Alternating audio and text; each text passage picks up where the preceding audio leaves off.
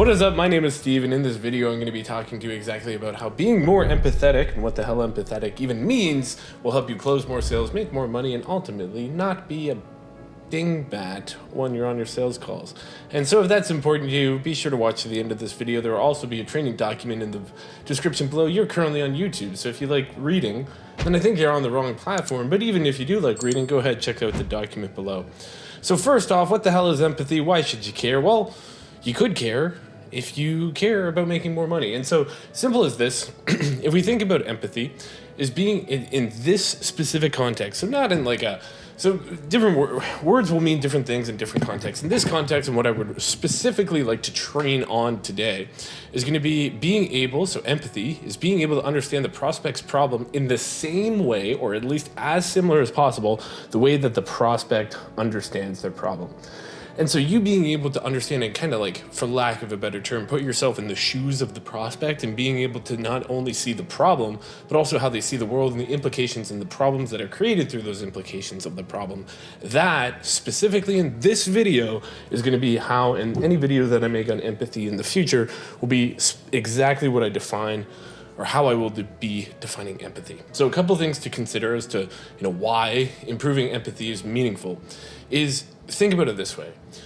If you were to buy something, would you rather buy from somebody who knows exactly the problem that you're experiencing and has been there, done that, and has had the exact same problem that you have had in the same way, live with the same whatever? Or would you trust somebody who has no idea what's going on? This is oftentimes why like personal trainers who have lost a ton of weight will have a huge client roster because they know the challenges and they can empathize with clients, speaking from experience, when they're talking about their struggles. And so if you have experienced the exact same problem that your clients are experiencing, you will understand. And if you haven't, there's a really nice way to train that, what I will outline in this video. And so this is all like non-observable, right? So me saying that you being able to understand the prospect's problems in the same way that they do, that's all going to happen internally in terms of like how you think and how you perceive the problem, etc. And so I can't really train you on that. I can educate you and then just kind of like give you the tools and information and mental models that you can think through. However, what I can do is give you the exact ways that you can show that you're being empathetic. Both will work. If you do both, even better. And you will be equipped with that by the end of this video. So number one thing is when you're asking questions to understand somebody's problem, the tonality that you select is going to be indicative of the responses that you receive. So if you ask the question, so what's the biggest problem you got going on right now? The answer to that is going to be something like, my wife won't get off my back or whatever. It's going to be a throwaway answer. But if you ask the question, so what would you say is the biggest problem that you're experiencing right now? You're going to get a more serious answer. And so I could extrapolate upon that point, but needless to say is that like one tonality that I drill into my teams continually is the concern, curiosity tonality. And so if you just think about those two words in combination, it gives you enough of a cue to start to understand of like, well, what would somebody who is concerned and curious sound like? And then how do I sound like that? And like, do that. That's like the best place to start. Then after you do it, watch the call recording and see how you could sound more concerned and curious. There's obviously a couple different models for this. It's like, number one, how your parents would speak to you when they were concerned, like, hey, what's going on? Or when your partner comes to you or whatever. Somebody who is concerned obviously will ask questions differently than somebody who is like excited or just curious in general. And so that the concern, like we've all been concerned about something. People who show up to sales calls are there to solve a problem. So us showing that we care about the problem that they intend to solve is going to be important for them and important for us. Because like you're in sales, you realistically should, you sell solutions to problems. Like you appearing as if you are concerned about the person's problem, step one. And how you do that, in my opinion, is through concerned curiosity when you're asking questions about the problem. And you can do this in one of two ways. So proactive, so the way that you ask a question, so tell me what's going on.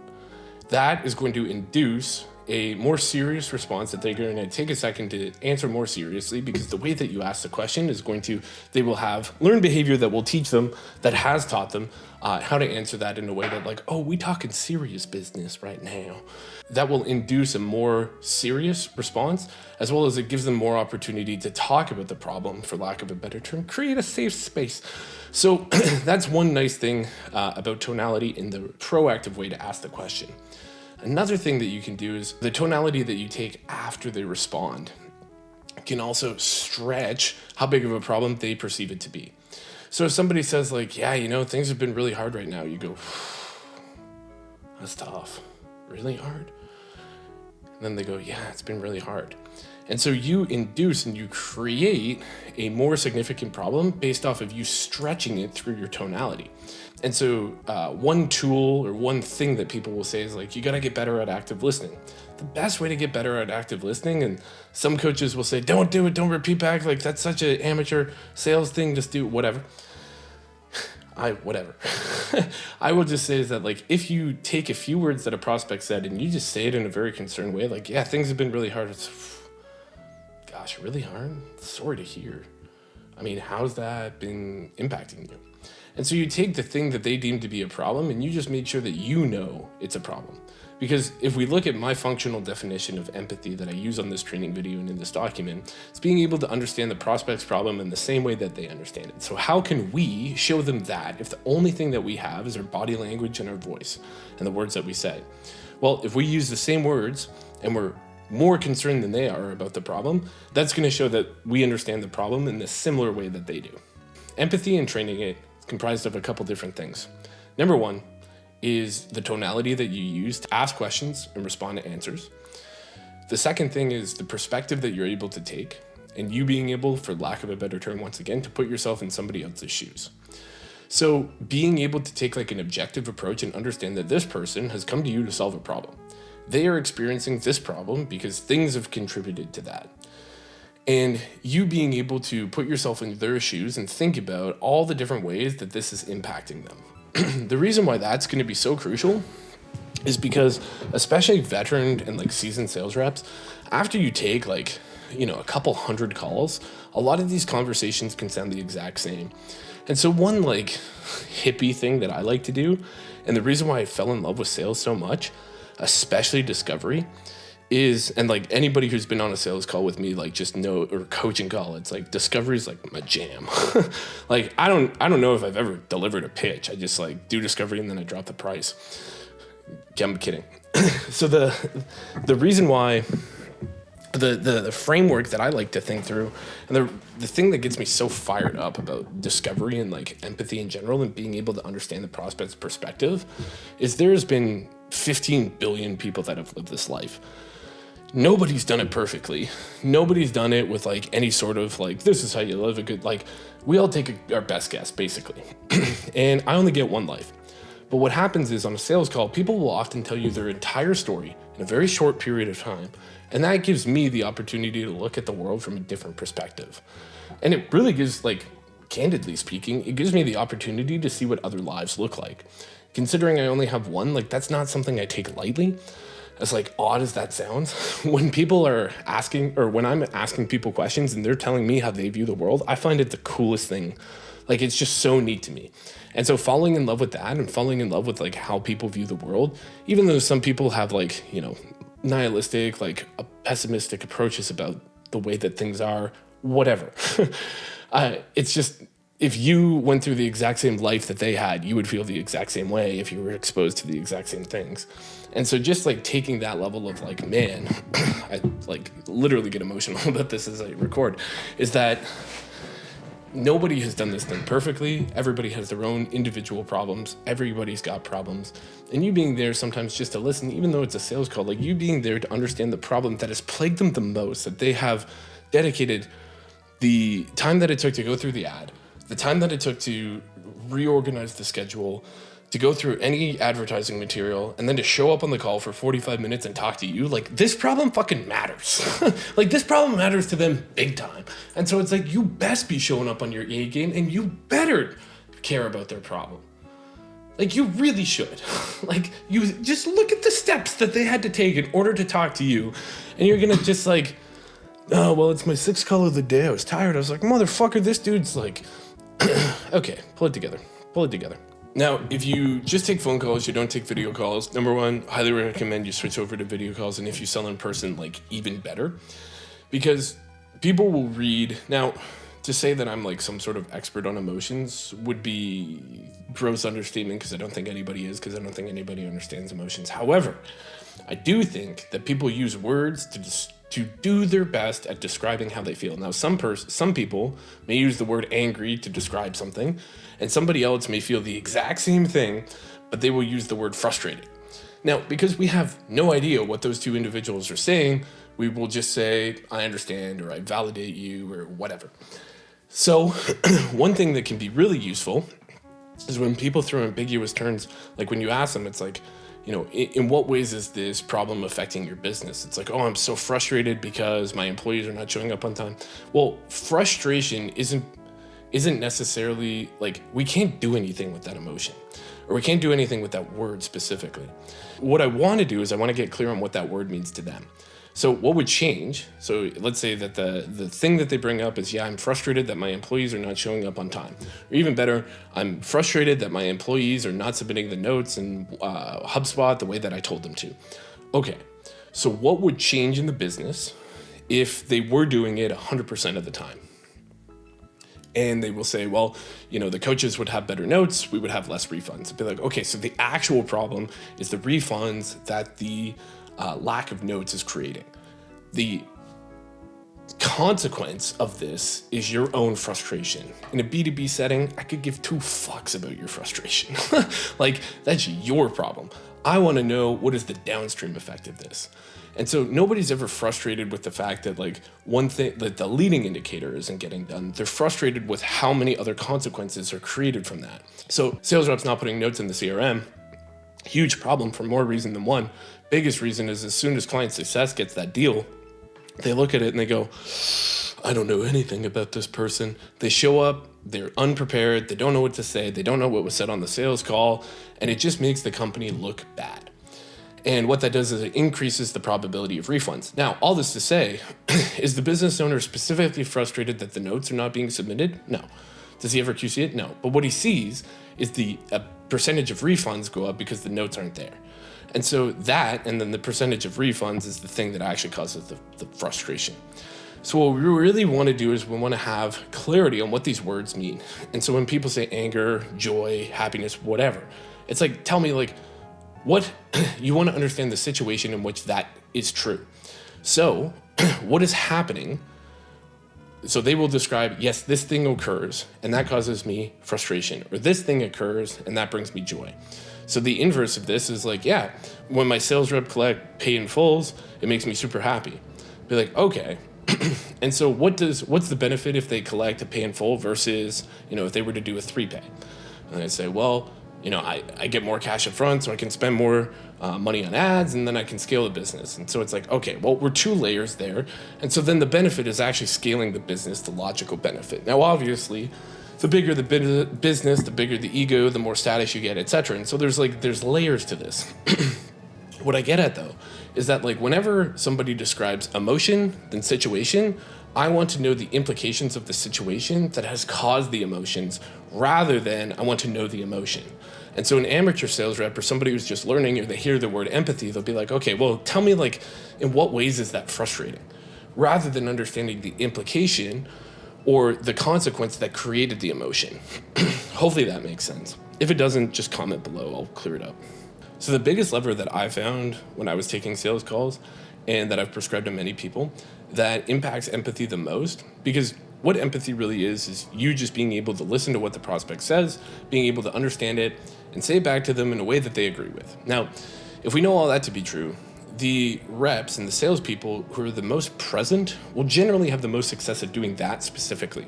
Because when you're doing the thing that you're doing, meaning you're not thinking about anything else, you're not regretting the past, you're not thinking about the future, etc., you're really able to, like, focus in on what you're doing. So there's a couple things that will contribute to that. Number one is just memorize your script. So if you have your script memorized, then as soon as a prospect shows up, you're going to be able to just follow your process. You know exactly what it is, and you can look at the prospect and just like really like be there and understand them, and really like look at them for who they are and what they need, rather than thinking about the next question asked or when the pre-pitch is and like all these other things. You can really just focus on the prospect. That alone is going to be a huge needle mover in terms of like increasing your ability to be present on the call. So if we're looking to increase presence, like what the hell does presence even mean? In my opinion, it just means your likelihood to be in the moment, not distracted by the internal monologue that goes on, whether that's frustration or guilt about the past, or it's anxiousness or comparison about the future. It really just means that you're there in the moment. So that to me just looks like emotional regulation. So if we look at the things that contribute to emotional regulation, this video would go for a very long time. However, there are many things that I think sales reps have done accidentally that have increased their ability to regulate their emotions, therefore made them more effective at sales. So you'll often hear sales reps talking about the benefits of journaling and meditation, etc. All this does is it increases their ability to emotionally regulate, be more present, and therefore increase their ability to actively listen to the prospect. So the more present, meaning the less distracted the sales rep is, whether that's distractions in their environment or distractions in their internal monologue or dialogue, in their internal state, the higher likelihood that they are to be focused on you, with you. And I think that that goes to be true about just about any position, but I specifically focus on sales. So ways that you can do that, obviously, you can practice breath work, you can journal before your calls, you can prepare for your calls.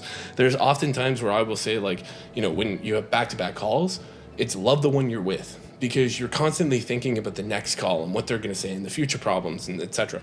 Well, call buffers can go a really long way. Sure, it messes up your availability, but you have to look at, well, in terms of what I will gain from presence, how much will I lose in call volume?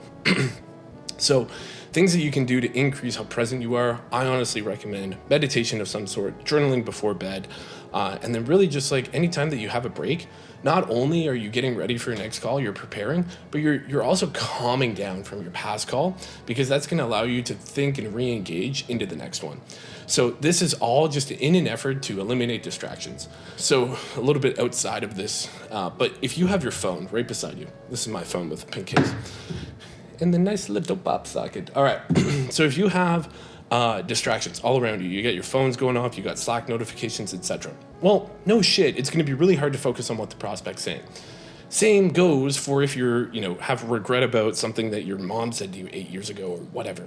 And so this is why we think that we have to like adhere all this trauma, but it's like, no, you can do a little bit of breath work before the call. You can have cues to make sure that you focus on the script, and you can look at the prospect. And this is why in-person sales goes so far, is because it's really hard to be anywhere other than like in somebody, like you get lost in their eyes oftentimes.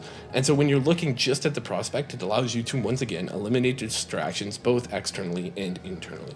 And you can practice this. The nice thing about developing empathy is this is something that you can practice 100% of the time that you have an interaction with another human being. So as I was getting into sales, one thing that I would always do is every encounter that I had, I would always be the one who talked the least. And I always aimed for like a 90-10. And so I had the benefit of coming from a personal training background where I'd ask questions, and I was reading a lot of philosophy. And so I would ask these like deep questions, and I had a lot of like old people who like rested a lot. And as much as I was like, come on, get it. You've been there, personal training. So in developing empathy as a skill, asking more kind of loaded questions, for lack of a better term, and then probing on that, you really want to aim for like as little talking as possible, and then people will find you more interesting anyways because they get to talk about themselves, which is their favorite thing to do, except for me. I hate talking about myself. I like asking questions. I'm a sales guy. So this is an opportunity that you will have often because you talk to a lot of people often. So be the person who asks questions, and then actively listen when people give you responses. You can practice this whenever. It's not weird at all. Chris Voss has this whole like mirroring and labeling. You can do that because pretty much like there's many things and bags of tricks that sales trainers have created that like have some inherent value for sure. The main thing is like when we think about empathy, what is the main point? It's that you understand the prospect in the same way that they do. So whatever increases the probability of that. Do we have something that's going to do that 100%? Yes, we have 13 going on 30 where you swap bodies. No, we don't. We have nothing. And so it's like, this is all a matter of like increasing probability. So mirrors, labels, sure. I just have, those are like, there's so many videos on that. So it's like, I figured you didn't need to hear it. Now, you might be asking, it's like, and this is something that I hear of often, is that how am I going to be able to ask these people such personal, deep, dark questions? Like, how are they going to open up to me? Well, this is the benefit of rapport. And so I sell with a ton of rapport because I have a crippling insecurity that if people don't laugh, I have no value in this life. Unpack that later. And when that plagues me and I cannot get out of my crippling anxiety, what I do is I try to make people laugh, either when I'm uncomfortable or if I just straight up am breathing and awake. I will always try to make people laugh because it's how I deem value as a human being. And it's also how I forget about dying, and none of this matters anyway. So when I make people laugh, it does this thing where they like me more. And when people like you, they trust you. And sometimes. Once again, increasing probability. And so when you get somebody to laugh, and this is all about like building rapport early on in the call, when you get somebody to laugh and you find humor and something to bond over, well, when you're asking these questions, you're coming from a stance of like, hey, look, you know that I care. And I want this to be really clear. I care. Now that's the first thing that you could do, is just have an immense amount of rapport. You could also just tell them. You could also just straight up just be like, hey, look, I want to know your problem. Like, I want to know your problem so much that I think it's my problem. And in order for me to do that, I got to ask you some questions. That cool? Okay, great. Let's party. And so you doing those two things, like making them laugh and telling them that you're about to ask them questions, that's going to allow you to kind of open the door, step your foot in. And then obviously don't start with like, what would you say was your biggest trauma from the years 7 to 15? Like, don't start with that. Make sure that you're keeping the problems related to the problem that you solve. So one thing that I've often seen people do is they'll start asking questions about their marriage when they're selling like a B2B like lead gen service. They'll be like, so how's this lack of lead flow impacting your marriage? It's like, I don't know where in the course we're gonna help this guy fix his marriage. So maybe we just stick to like business implications and be like, well, is your wife satisfied with your income? It's like, no, man, no. Come on. There's this thing about like, I don't know where it came from, but it was almost as if there was this culture that was created on sales teams and sales management where it's like they twisted the knife so hard that they were measuring their call success, their success in discovery based off of like how many tiers were produced. And I remember I joined a team and they had me review a couple calls, and one of the reps sent me a call. They were like, yeah, I made her cry so bad in discovery. I was like, what the fuck? Like, core value of this company, core value number 1 says treat the prospects like you treat your grandma. And I was like, what are we doing?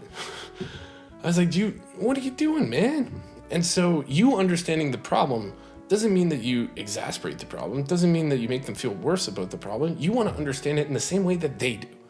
So if they don't think it's that bad, can you make it worse? Sure. Does that make you super weird? Also, yes. So understand it the same way that they do. Don't make it bigger than it is. Make it as big as it needs to be and no bigger. That's what she said. All right. So now the long-term benefits for the team that you work for, or if you run a team, how this is going to help you is when you accurately identify the problem of the prospect, you're going to make sure that you prescribe a solution that solves that problem. Now, if you're trying to sell people to problems that you do not solve, weird. Don't recommend that. I understand why, because like you want to make money, but like reevaluate, like just take a second, go for a walk, listen to some acoustic music, probably some John Mayer, and just like think about what you're doing and if this is what you want to continue to do. And so if you're selling people solutions to the problems that they don't have, just like reflect on that. Now, most salespeople will sell people solutions to problems that they have. And the reason why that's so beneficial is because this way you can tailor exactly what you're going to sell them and offer them in the pitch, and how your product through the pitch connects exactly to the problems and the implications that they have.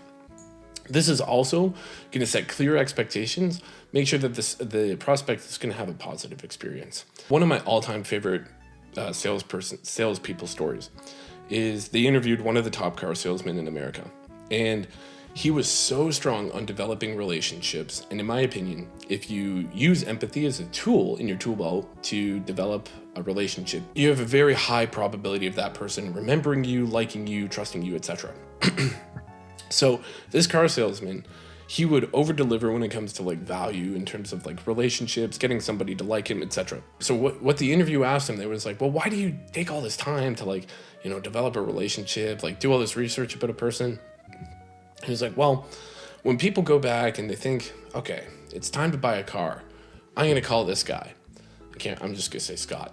It's like, okay, I'm going to go buy a car from Scott. Not, I'm going to go buy a Chevy.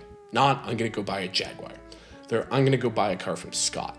That was what he focused on. So he didn't care if they bought that day, 2 months, 3 years from now. He was always relationship focused first. Now, I've specifically focused about like empathy when it comes to discovery and a little bit about the pitch. Where empathy, in my opinion, and active listening comes into a huge factor and how much somebody likes you, trusts you, like wants to do business with you, is their objection handling in the close ultimately. And so when you handle objections empathetically, meaning like you take an approach of like, you understand why they think it's a problem, and you display that and you tell them that, it's like, hey, look, I totally understand why you think that this is going to affect this, whatever. And if I can say, I think that's the reason you should do it, or whatever. And the reason why that works is because if you just straight up like ignore their objection or just invalidate it or tell them that they're wrong, you're just going to be immediate conflict. And so somebody says it's like, this is too much. And you say, but the value's there, right? Well, now you're just arguing with somebody. And so being able to understand their perspective of like, look, like this might be the most expensive thing they've bought ever. Maybe in the past 5 years, maybe ever. And so understand that and think about how this may be expensive to them specifically and display that. So I like the 3 A's. I like acknowledge, which is just, hey, totally get it. You think this is expensive. I like agree, which is, dude, you're right. Very expensive. Yep. And I also like appreciate, which is like, man, I can appreciate the fact that you think that. And so any of them, depending on the prospect, I'll interchange them. My favorite is depending on like how serious the objection is. Like if somebody's just like, this is way too fucking much money, I'm not going to be like, yeah, I agree. But if they're just like, wow, that's more than I thought it was, I'd be like, yep, hear you. And I'll acknowledge what they say. And so depending on like the severity of the objection will dictate like which A I select. Another reason why empathy throughout the call is going to help that with the close so much is it really gives you an ability to understand and like create the close with such a significant negotiation advantage. The reason why I love empathy and understanding the person's problems so much is because when it really comes down to the close, what you can do is you can really frame not only just one specific problem that we're going to solve, but all the implications of the problem as well. So if you just say like, hey, look, this thing's going to help you make more money so that you can spend more time with your kids. Well, cool. But if you just say like, hey, look, not only is this thing going to produce you money now, and it's going to produce you money later, that time that you're spending with your kids, you're going to start to bank not only time, but you're also going to start to bank money. And so think about it this way, that compounding interest effect that's going to start to take place with your money, the same thing's going to happen with time, because compounding interest, the inverse happens with time. So it works against you because you feel like you're constantly running out of it. Whereas that money is going to compound interest up, the time's going to compound interest against you. So you having more time to spend with your kids now is the real thing that you want. That money, that's going to take care of itself, especially if your goal is to make $5,000 extra a month, you're putting $60,000 a year in investments, that thing's going to start to pay off in huge percentages. So you get the idea is that like you have this nice ability to hit more than one problem that they presented. A couple final action items or recommendations.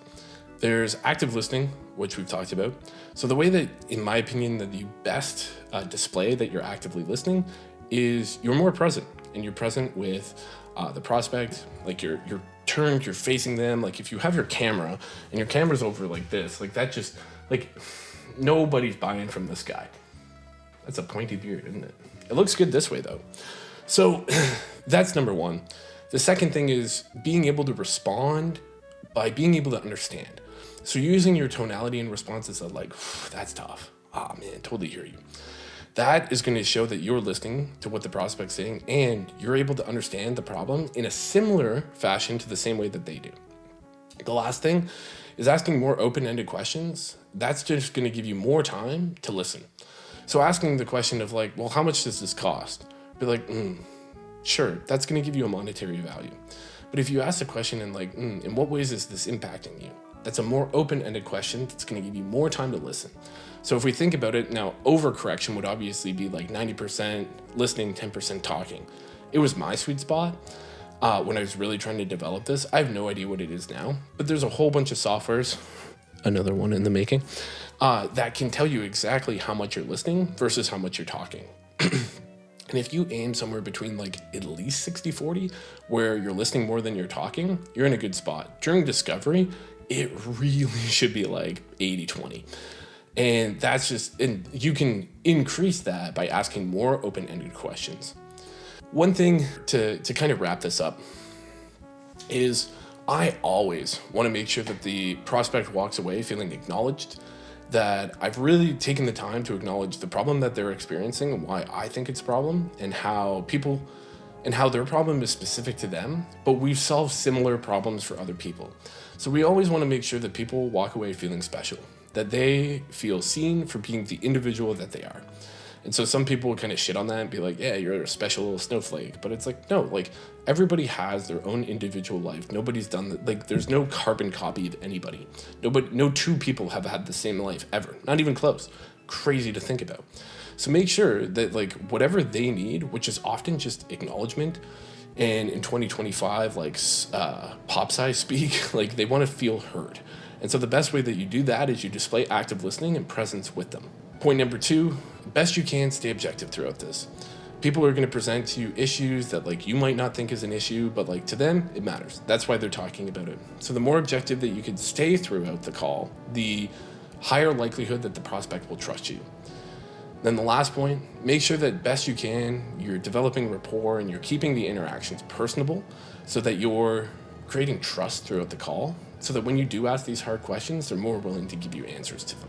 So next video that I talk about empathy, one thing that I'm going to be covering is empathy really, and asking questions, and part of discovery is understanding like, so if your product requires a certain level of skill in order to get a result from, well, what you need to do is you need to understand the person's competency levels in order to perform that skill.